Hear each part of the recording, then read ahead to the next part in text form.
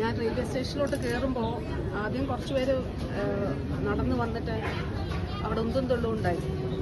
എനിക്കിപ്പോ പക്ഷെ ഞാൻ നടന്നു വന്നപ്പോൾ എനിക്ക് കഴുത്താനക്കാൻ അത് 2 വിഭാഗക്കാർ വന്നത്.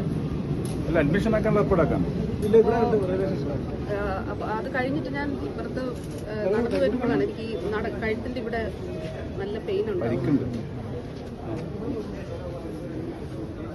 അഡ്മിഷൻ ഹോസ്പിറ്റലിലേക്ക് പോട്ടെ. പരിക്കുണ്ട്. ശരി ശരി. ഞാൻ റെയിൽവേ സ്റ്റേഷനിലാണ്. മിനിസ്റ്ററുടെ കഴുത്തിന് പരിക്കുണ്ട്. മിനിസ്റ്റർ ഇപ്പം ഈ ട്രെയിനിൽ സഞ്ചരിക്കേണ്ട എന്റെ കൂടെ മിനിസ്റ്റർക്ക് പരിക്കേറ്റിരിക്കുകയാണ്. അപ്പോൾ മിനിസ്റ്റർ ഇപ്പം അഡ്മിറ്റ് ചെയ്യാൻ പോകും.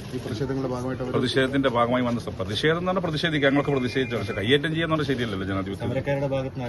സമരക്കാരൻ ആക്രമിച്ചു. പിന്നെ ആക്രമിക്കാൻ? ഇപ്പൊ സമരക്കാര് കയ്യേറ്റം ചെയ്തു, കഴുത്തിന് പരിക്കും. ഞാൻ അദ്ദേഹത്തെ കാത്തിവിടെ നിൽക്കുകയാണ്. അപ്പോഴാണ് പറഞ്ഞ കഴുത്തിന് പരിക്ക് പറ്റി. ഇപ്പൊ ഹോസ്പിറ്റലിലേക്ക് അഡ്മിറ്റ് ചെയ്തു. അതിപ്പോ ഏതാണ്ട് അങ്ങനെ തന്നെ കാണുന്നത്. മന്ത്രിമാർക്കെതിരെ കരിങ്കൊടിയും സമരവും നടത്തിയ ആൾക്കാരാണ് നമ്മളൊക്കെ അതിന്റെ പ്രൊഡക്ട്സായി വന്ന ആൾക്കാരാണ്. പക്ഷേ ഈ രീതിയിൽ മന്ത്രിയെ കയ്യേറ്റം ചെയ്യുന്നത് ജനാധിപത്യത്തിന് ഭൂഷണമല്ല. അത് അപലപിക്കപ്പെടേണ്ടതാണ്. ഇവരെ അഡ്മിറ്റ് ചെയ്യണം.